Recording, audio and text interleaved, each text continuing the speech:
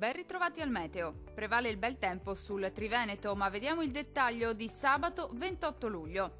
Sul Veneto ampio soleggiamento, sarà dunque una splendida giornata all'insegna del sole su tutti i settori.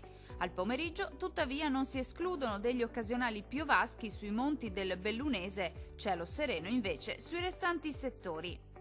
Temperature minime tra 18 e 22 gradi, valori massimi molto caldi tra 29 e 36 gradi circa.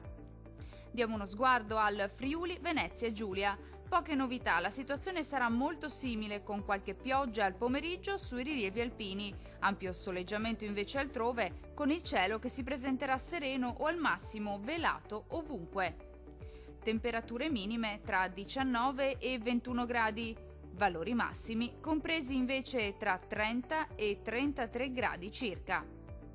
Vediamo infine la situazione del Trentino Alto Adige. Non cambia di molto la previsione, con tanto sole al mattino e solo con qualche isolato fenomeno al pomeriggio sui settori alpini di confine. Il cielo sarà sereno o al massimo poco nuvoloso invece sui restanti settori.